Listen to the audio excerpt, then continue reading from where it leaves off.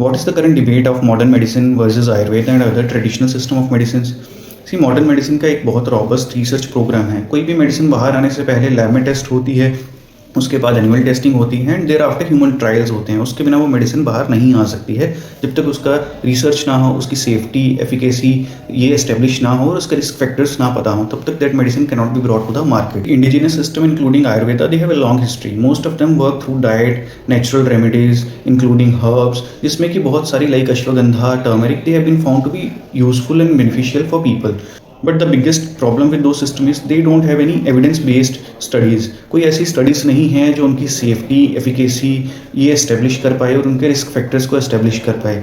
और इसमें बहुत सारे हार्मफुल इफेक्ट्स भी हैं। बहुत सारी मेडिसिन ऐसी हैं जिनमें हैवी मेटल्स रहते हैं जैसे मर्क्यूरी, लेड, और ये आपके ऑर्गन्स जैसे कि लिवर और किडनीज के लिए बहुत खतरनाक हैं, उनको डैमेज कर सकते हैं। And many patients delay their treatment trying those herbs initially, और उसके बाद जब वो डॉक्टर के पास आते हैं तो उनकी कंडीशन और ख़राब हो गई होती है।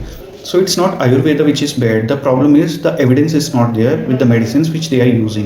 अगर उसमें एविडेंस मिल जाए, जैसे कि चाइनीज स्टडीज़ में एविडेंस उनके ट्रेडिशनल इंडिजिनस सिस्टम का जो कि हम मलेरिया के लिए यूज़ करते हैं करंटली, तो वो वहीं से आई हैं। They have given evidence for that. उसके बाद ही मॉडर्न मेडिसिन ने उसको इनकॉर्पोरेट किया है। अगर वो नहीं होता तो प्रोबेबली आज मलेरिया की जो सबसे बेस्ट या सबसे सफल मेडिसिन है वो नहीं होती। So the issue only with this remains is evidence and research. अगर तो वो है, the system is well and good. अगर वो नहीं है, then it cannot be accepted for the people in masses. Thank you.